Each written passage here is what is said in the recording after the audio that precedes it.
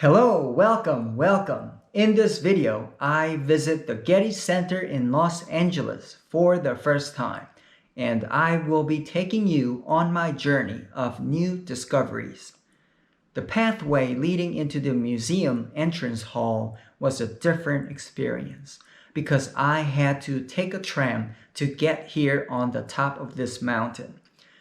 When you get off the tram, your foot immediately know where to go, to the stairway, and your actual arrival at the museum is now completed. Honestly, I didn't expect much until I got off the tram. I thought it was just a museum that's just bigger than the typical museums. But once you put your first foot out on the platform, you know you are in for the treat.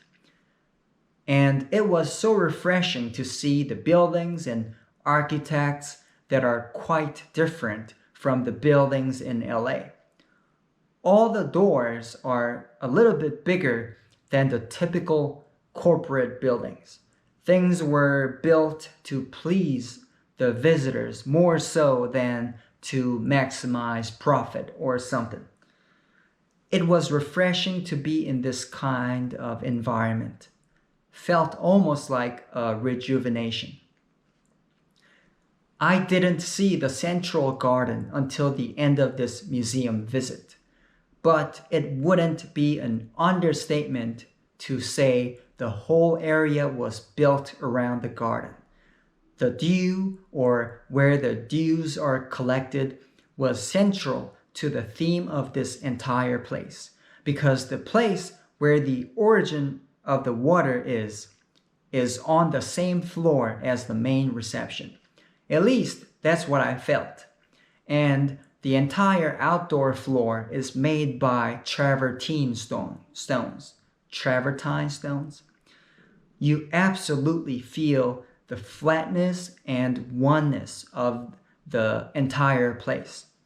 The garden was designed by Robert Irwin, Irwin. Pretty sure I pronounced that wrong. But anyways, and I believe the buildings were designed by Richard Mayer, Meier. The garden felt like a maze, but it only visually appears so in the very middle. The flow of people are very guided by the path designs in the garden, but the restriction was very worth the entire journey. The reward wasn't supposed to be found at the end, I think. It was there all along the path.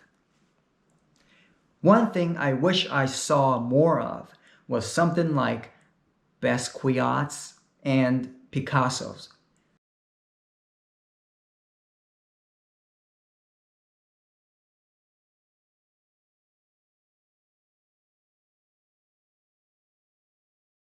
Simply because they are fun.